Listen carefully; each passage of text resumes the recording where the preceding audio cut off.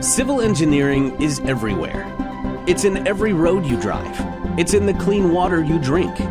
It's where you live, work, and play. It really is all around you. Civil engineers help improve the lives of millions of people every day.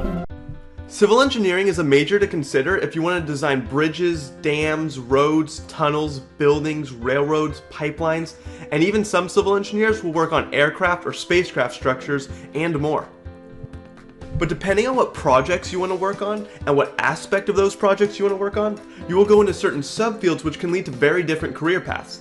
The main subfields I will talk about that you can dive into in college are structural engineering, geotechnical, water resources, and transportation.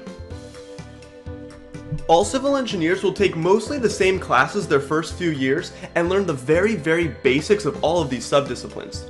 Then maybe their third, but especially their last year, they will take a lot of electives in the field or maybe fields they want to focus on. So first, structural engineering is about calculating and understanding the forces, strength, stability, and so on within a structure. It could be a bridge, a skyscraper, a landmark, or even a spacecraft or aircraft. Remember, these structures are very heavy and need to support their own weight so that they don't collapse. Now this subfield is the most math intensive and has lots of physics. All civil engineers will take a class called statics, which is all about the forces and systems that are not moving. In basic physics, you may have done a statics problem, like where does this support have to be for the system to be totally balanced and therefore not moving. You summed all the forces which equaled 0 and all the torques which equaled 0. And that's the basics of statics. So if you're looking at the forces within a bridge or truss, well, the same principles apply, but now there's just more to it. The weight is straight down as shown in blue, all the beams exert forces on one another, but the sum of them is equal to 0, and the torque sum to 0 as well, because the bridge is not moving. And it's of course even more complicated than this, but if you enjoy that kind of basic physics you see above, then you'll likely enjoy the statics and physics you see in structural engineering. So that's just a very simplified explanation, but now let's dive into some of the classes they would take. One class that would be important for structural students is a reinforced concrete class. In concrete structures, they reinforce it by putting steel beams in the concrete. We can't see those beams, but here, before construction is done, you can see them sticking out. Or you can see a lot of them on these unfinished columns. So why do they do this? Why isn't concrete good enough? Well, concrete alone, once hardened, has low tensile strength, as in it does not handle being pulled very well. However, it's okay with being compressed. But to counteract that low tensile strength, they add steel beams and pour wet concrete, which hardens around them, and then those steel beams have high tensile strength to counteract those types of forces on the structure. So in a lab for this class, you might build the rebar, or the steel reinforcing rods, pour the wet concrete onto them, then once it dries, use a machine that holds the beam on both sides, then apply forces in the middle and keep increasing the force until the beam breaks or cracks and starts falling apart. That force being applied is sent to a computer that tells us the loading on the beam so we can collect the data and get the properties that we need. You could take structural dynamics as an elective class. Dynamics is about moving systems, unlike statics. So this is one of the few classes where motion is included. So whether it's wind or an earthquake that shakes a building, you need to know how that motion will impact the structure itself and all the forces within it. I've shown this animation before, but mostly for mechanical engineers, as it's a vibrating system that they could analyze, but civil engineers could get into this as well. They have to make sure their designs can stand up against any type of movement the structure may be subject to. You could take an elective class on seismic analysis, which is specifically about calculating the responses of a structure to an earthquake. Or one on bridge engineering, which would be a class on highway bridges, materials used, distribution of loads, and how forces are spread throughout the structure, and so on. Mechanics of materials, like how twisting and bending a beam or column causes it to become internally stressed. Timber structure design, which is about analyzing properties and forces within wooden structures, and much more. See how even if you choose structural engineering, you could still take many different classes from the other structure students? It's a very broad major, but hopefully you really get the idea by now. Lots of physics in this discipline, but mostly statics or forces and structures without movement. In the real world, these engineers often work on the computer and use software for their designs, where that software does that advanced math to determine the forces throughout the structure, like you see here with an office block and its components. You may still have to do hand calculations, but most of the rigorous analysis you learned in school will be left to the software. Now let's move on to geotechnical engineering, and you'll already see how different these disciplines are. Geotechnical engineers are concerned with the behavior of earth materials like rock and soil, but the main focus is soil. This may seem odd, but you'll see how important this is. The structural engineer can do everything right to make sure the building will stand up, but if the geotechnical engineer messes up and you put a structure on soil that can't withstand it or is uneven, the building could fall, sink into the ground, or even lean to one side, probably the most famous being the Leaning Tower of Pisa, which was a result of soil issues. Then they also have to consider the foundation of the structures that are being designed, like should they have a shallow foundation or a deep foundation. You may not realize it, but our houses and all the buildings you see have foundations that go underneath the earth to keep the structure as stable as possible by transferring the weight from the structure to the earth. But geotechnical engineers rely heavily on testing. So a lab you might see in college is to go out as a class and collect soil samples around your university and bring them to lab. You would have to classify it, like is it sand, gravel, clay, etc. There are many soil types, and you may have to look at the grain size or how it reacts to water. You determine its water content by analyzing the sample, which will be comprised of a solid soil, water, and air of different masses and volumes. But most importantly, you'll measure how the soil will react to mechanical loading or to different forces acting on it. So you might perform a triaxial test, for example. Too complicated to explain for this video, but essentially you put the soil in an enclosed area and apply a force or load to the top, which pushes down on the soil. Then pressure sensors measure the pressure at different points to see how the soil is being affected. If you imagine a square sample of soil and you add a force to the top, the soil can fail along some weak plane. Basically, the weight overpowers the friction holding the soil particles together, and the soil will start to slide, which is known as shear failure. Its ability to stand up to this is known as shear strength, which is one thing that the triaxial test on the left tests for. And this leads us to what a career in geotechnical engineering could be like. You might be the person who goes out to the field where a structure is going to be built and collects soil samples all around the area for testing. Or you could do testing at the field.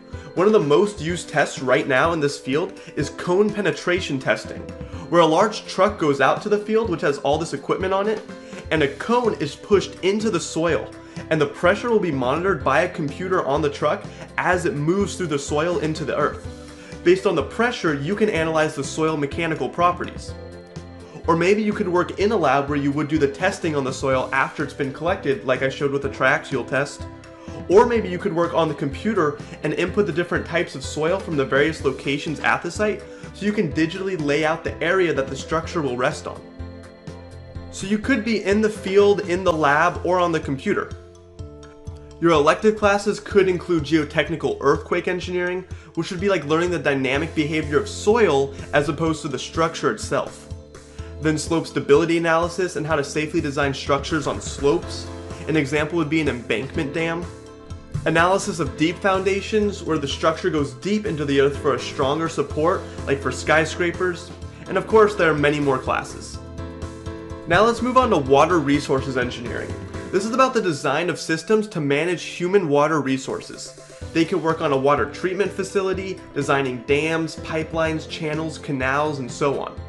Maybe you have to design a storm drain system in the event of a large storm. Where is all the water going to go, and how will you get it to the ocean efficiently? Or you could design a canal, which is an artificial waterway to transport water for irrigation, or can be used for ships and boats. Or you could design a culvert that will allow water to flow under a road or trail or some other obstruction. Elective classes you could take include coastal hydraulics, where you learn about ocean wave propagation, submerged pipelines, seawalls to protect human habitation, and so on. Or open channel hydraulics, which is about fluid flow in an open channel as opposed to a closed channel or pipeline. And last is transportation engineering. This is about safe and efficient movement of goods and people.